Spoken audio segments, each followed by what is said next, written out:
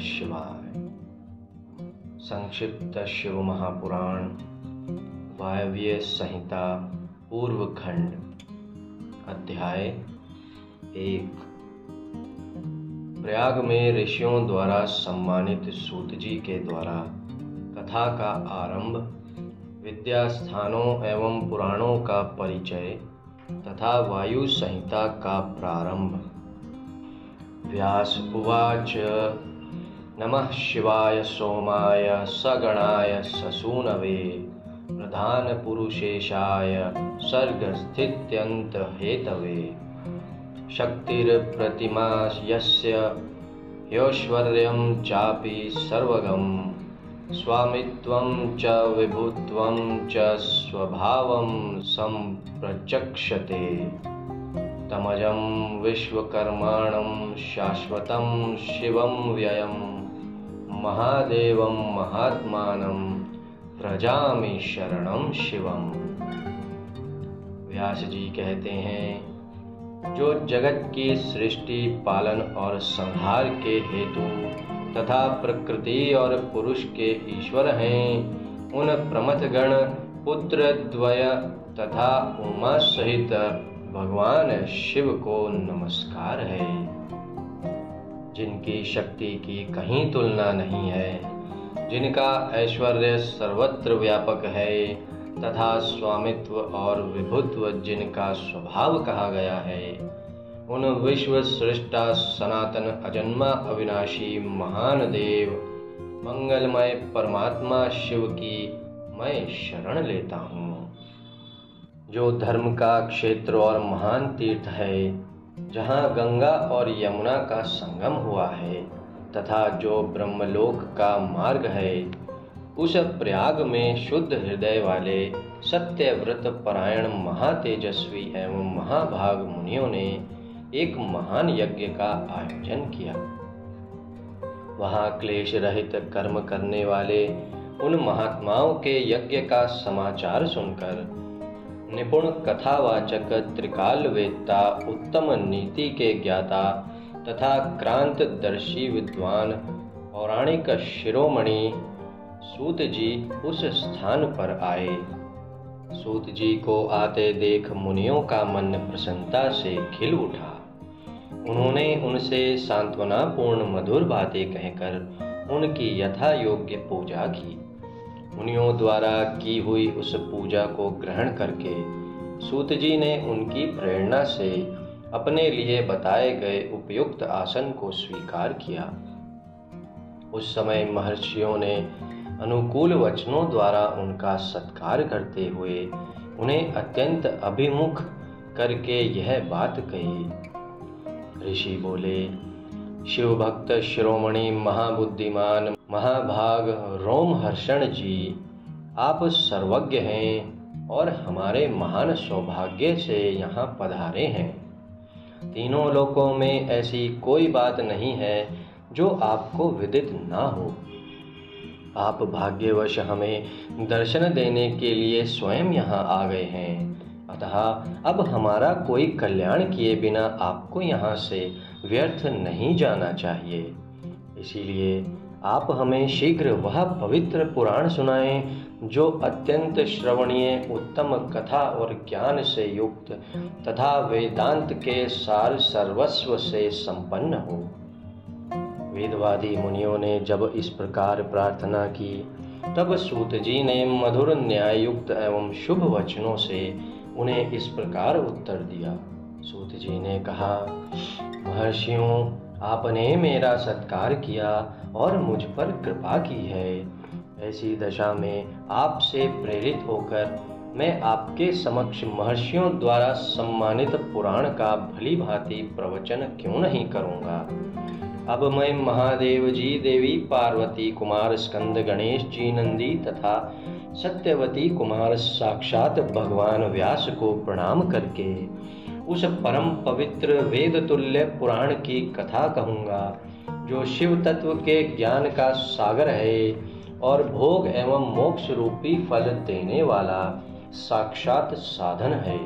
विद्या के संपूर्ण स्थानों का, पुराणों की संख्या का और उनकी उत्पत्ति का विवरण दे रहा हूँ। आप लोग मुझसे इस विषय को ध्यानपूर्वक सुने। 6 वेदांग, 4 वेद, मीमांसा, विस्तृत न्याय शास्त्र, पुराण और धर्मशास्त्र, ये 14 विद्याएं हैं। इनके साथ आयुर्वेद, धनुर्वेद, गंधर्व वेद और उत्तम अर्थशास्त्र को भी गिन लिया जाए तो ये विद्याएं 18 हो जाती हैं। इन 18 विद्याओं के मार्ग एक दूसरे से भिन्न हैं। इन सबके निर्माता त्रिकालदर्शी विद्वान साक्षात भगवान शूलपाणी शिव हैं, ऐसा श्रुति का कथन है।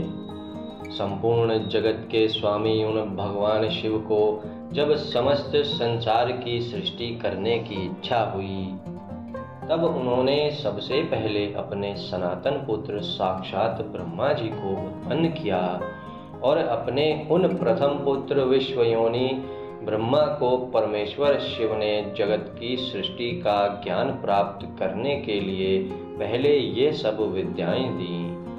उसके बाद उन्होंने पालन करने के लिए भगवान श्री हरि को नियुक्त किया और उन्हें जगत की रक्षा के लिए शक्ति प्रदान की। वे भगवान विष्णु ब्रह्मा जी के भी पालक हैं। ब्रह्मा जी विद्या प्राप्त करके जब प्रजा की सृष्टि के विस्तार कार्य में लगे, तब उन्होंने संपूर्ण शास्त्रों में पहले पुराण को ही स्मरण किया और उन्हीं को वे प्रकाश में लाए। पुराणों के प्रकट होने के अनंतर उनके 4 मुखों से चारों वेदों का प्रादुर्भाव हुआ। फिर उन्हीं के मुख से संपूर्ण शास्त्रों की प्रवृत्ति हुई। द्वापर में भगवान श्री हरि सत्यवती के गर्भ से उसी तरह प्रकट हुए जैसे अरणी से आग प्रकट होती है। उस समय उनका नाम श्री कृष्ण द्वैपायन हुआ। मुनिवर, श्री कृष्ण द्वैपायन ने वेदों को संक्षिप्त करके उन्हें 4 भागों में विभक्त किया। इस प्रकार 4 भागों में वेदों का व्यास विस्तार करने से वे लोक में वेद व्यास के नाम से विख्यात हुए। इसी तरह उन्होंने पुराणों को संक्षिप्त करके 4 लाख श्लोकों में सीमित किया। आज भी देवलोक में पुराणों का विस्तार 100 कोटि श्लोकों में है, जो द्विज 6 अंगों और उपनिषदों सहित 4 वेदों को तो जानता है, किंतु पुराण को नहीं जानता, वह श्रेष्ठ विद्वान नहीं हो सकता। इतिहास और पुराणों से वेद की व्याख्या करे। जिसका ज्ञान बहुत कम है, अर्थात जो पौराणिक ज्ञान से शून्य है, ऐसे पुरुष से वेद यह सोचकर डरता है कि यह मुझ पर प्रहार कर बैठेगा। सर्ग, प्रतिसर्ग, वंश, मनवंतर और वंशानुचरित ये पुराण के 5 लक्षण हैं। छोटे और बड़े के भेद से 18 पुराण बताए गए हैं। पहला ब्रह्म पुराण, दूसरा पद्म पुराण, तीसरा विष्णु पुराण, चौथा शिव पुराण, 5वां भागवत पुराण, 6ठा भविष्य पुराण, 7वां नारद पुराण, 8वां मार्कंडेय पुराण, 9वां अग्नि पुराण, 10वां ब्रह्म वैवर्त पुराण, 11वां लिंग पुराण, 12वां वाराह पुराण, 13वां स्कंद पुराण, 14वां वामन पुराण, 15वां कूर्म पुराण, 16वां मत्स्य पुराण, 17वां गरुड़ पुराण और 18वां ब्रह्मांड पुराण। यह पुराणों का पवित्र क्रम है। इसमें शिव पुराण चौथा है, जो भगवान शिव से संबंध रखता है और सब मनोरथों का साधक है। इस ग्रंथ की श्लोक संख्या 1 लाख है और यह 12 संहिताओं में विभक्त है। इसका निर्माण साक्षात भगवान शिव ने ही किया है तथा इसमें धर्म प्रतिष्ठित है। वेद व्यास ने इस 1,00,000 श्लोक वाले शिव पुराण को संक्षिप्त करके 24,000 श्लोकों का कर दिया है। इसमें 7 संहिताएं हैं। पहली विद्येश्वर संहिता, दूसरी रुद्र संहिता, तीसरी शतरुद्र संहिता, चौथी कोटि रुद्र संहिता, पांचवी उमा संहिता, छठी कैलाश संहिता और 7वीं वायव्य संहिता है। इस प्रकार इसमें 7 ही संहिताएं हैं।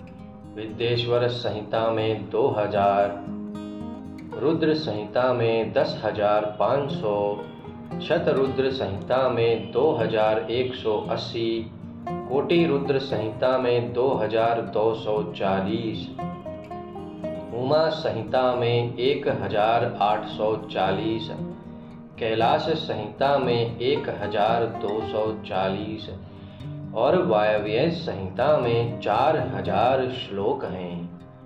इस परम पवित्र महाशिव पुराण को आप लोगों ने सुन लिया।